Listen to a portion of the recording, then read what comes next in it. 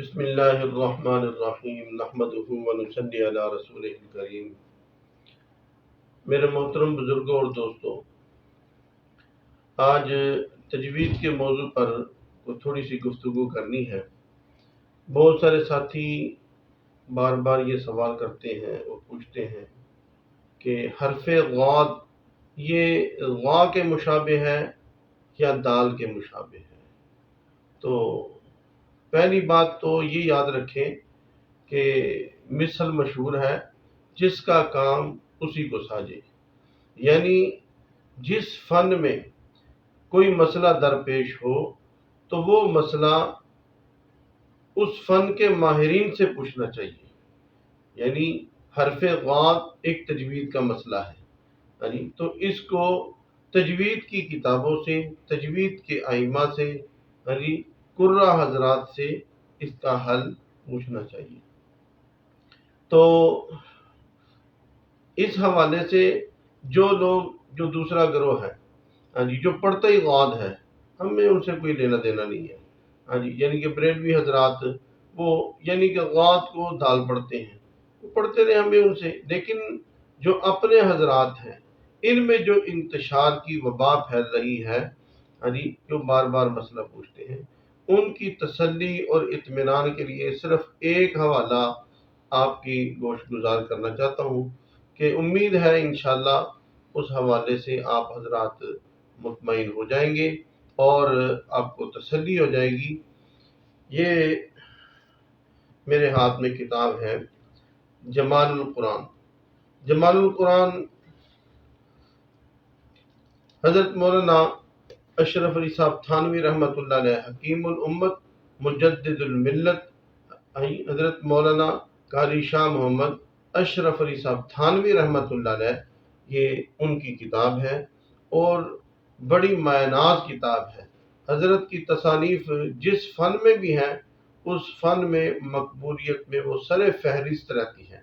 تو یہ تجوید کی کتاب ہے اور تجوید کا کورس اس کتاب کے بغیر ناممکن ہے، نامکمل ہے۔ یہ میرے ہاتھ میں جمال القرآن ہے۔ اس کی جو شرح لکھی ہے، یہ حاشیہ، وہ بھی کوئی عام بندہ نہیں ہے جس کو نظر انداز کر دیا جائے۔ فضیلت الشیخ استاد المکری حضرت مولانا قاری اظہار احمد تھانوی رحمۃ اللہ علیہ، انہوں نے اس کا حاشیہ لکھا ہے، لیکن ہم حاشیہ بعد میں پڑھیں گے، پہلے آپ کو متن پڑھ کے سناتے ہیں کہ حضرت تھانوی رحمۃ اللہ علیہ نے اس حرف کے بارے میں کیا فرمایا ہے۔ یہ لمحہ نمبر 4 ہے اور مخرج نمبر 8 ہے۔ حضرت فرماتے ہیں کہ اس حرف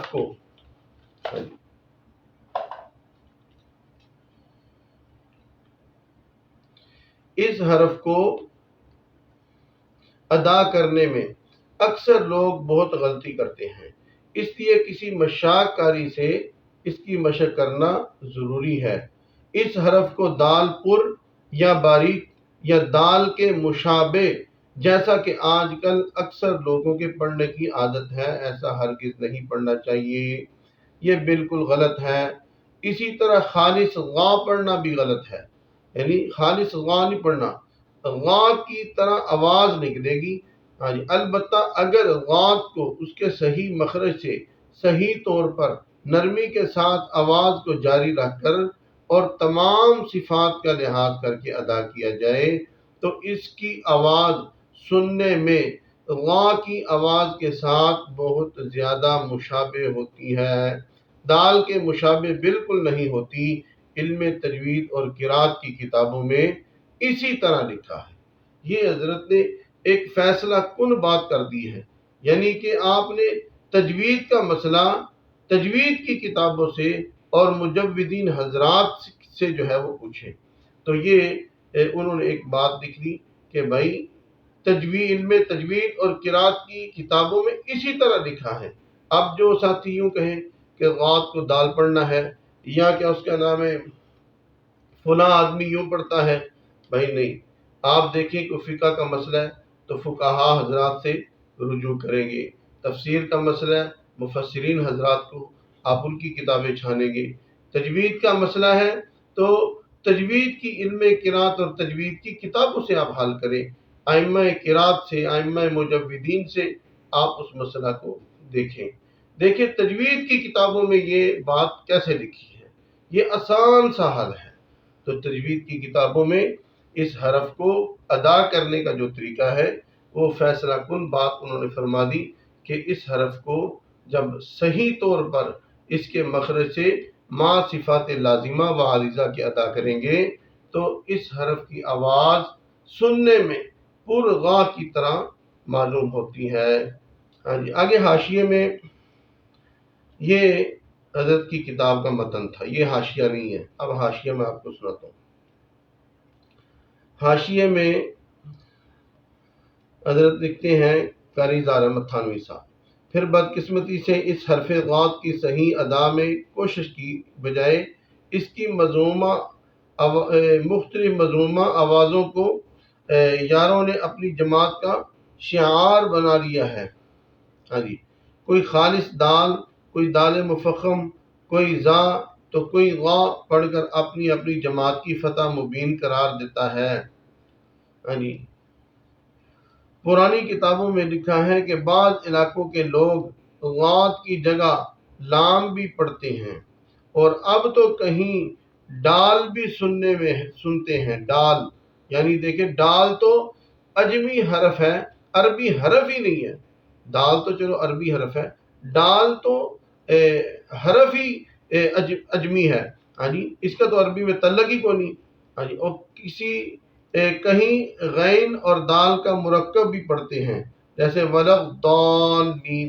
غرض گمراہی کے بہت راستے ہیں لیکن حق ایک ہی ہوتا ہے، اس لیے ضروری ہے کہ آدمی تعصب سے ہٹ کر مشاق کاری سے اس حرف کی خوب مشق کرے۔